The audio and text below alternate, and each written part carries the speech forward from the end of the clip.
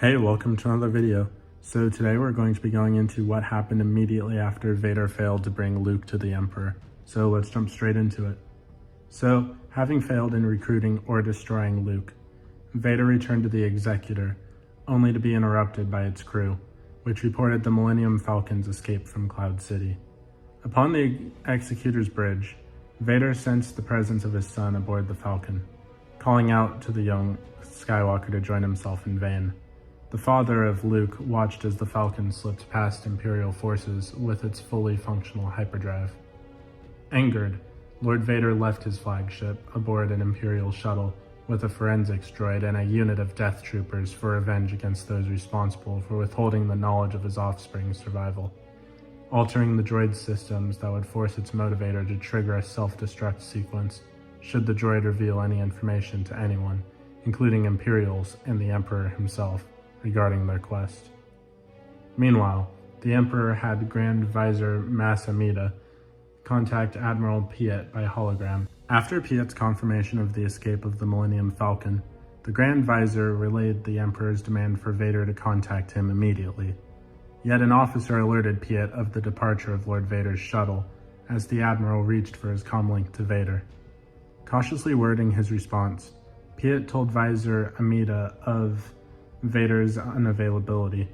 Hearing word of Vader's failure and his leave from Imperial command, the Emperor began to laugh before the hollow transmission of Piet, while he sat on his throne in his palace on Coruscant as Amida stood next to him. At some point, Vader arrived at the Imperial Palace to meet with his master in the throne room, where Palpatine learned from his apprentice that the rebel navy was scattered, but likely to regroup in the future. Unwilling to let the opportunity before them slip away, Sidious ordered his apprentice to lead the hunt to crush the rebellion, while it was scared and disorganized, believing that without the likes of Thrawn nor Tarkin in the Empire, his apprentice would be one of the few who could lead the campaign. However, he admitted such a campaign would prevent Vader from carrying out the search for Luke, which both were eager to see continue. Vader then suggested they give the mission to Tarkin's student, Elian Zara, which Palpatine agreed to. With the assistance of Sabe and her Amidalans, Vader eventually discovered the true fate of his deceased wife, traveling to Polis Massa and viewing a recording of her final moments, during which she said there was still good in her husband. After uncovering this, Vader returned to his master on Coruscant. Upon his arrival, Sidious chastised his apprentice for wallowing in his grief. He then told Vader that he would have to start again with fear before attacking his apprentice with Force lightning. In the ensuing struggle, Amida revealed the Emperor's knowledge of Vader's failure to turn his son in collusion with the Amidalans. Vader was then attacked by the Emperor's guards, before subduing them and Amida with a Force choke. While impressed by Vader's strength, Sidious used the Force to crush Vader's limbs, telling him to forget everything but his master. With only his right arm remaining, Vader was told by Sidious that he would have to find himself again, or die. Accompanied by a pair of death troopers, Sidious returned Vader to Mustafar and left him on the very shore where he had found him. He then told his apprentice that he would have to rebuild himself without using the Force, before leaving him to do so.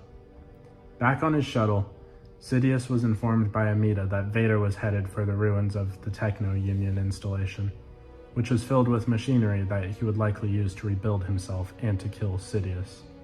To this, Sidious revealed his own plan, to remind Vader of his pain in order for him to build himself back up to power.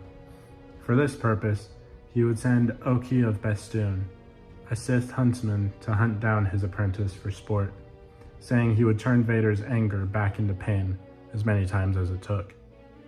However, much to Sidious' dismay, Vader fought off the assassin and discovered a Sith wayfinder, which led the way to a hidden Sith world of exegol in the unknown regions, where much of Sidious' spare power and resources were kept in reserve. Defeating an Imperial fleet and a Summa Verminoth guarding the planet, Vader reached exegol with Oki in tow. Stepping outside of his Sith Citadel, the Emperor was met by Oki, who warned him of Vader's arrival. Looking up at his apprentice as he rode the back of the Summa Verminoth, Sidious asked Vader what his experience had taught him, to which Vader replied that he would teach his master what it was to fear. Vader then rode the beast into battle, to which Sidious sent out 2 crustaceous creatures to attack the monster. Though the creatures were defeated, Sidious then used the Force to crush the Summa Verminoth himself, forcing Vader to return to ground level as Sidious went back inside the Citadel. As Vader and Oki followed him inside, Sidious taunted his apprentice through the Force, explaining to him the horrors that he would find. Within the Citadel were large vats containing bioengineered organisms strong with the dark side of the Force, along with countless Sith statues, Sith guards, Sith cultists, and a jar containing a severed hand of Vader's son, Luke. Though these creations were not Sith, Sidious claimed that any one of them could replace Vader if he ever were to fall.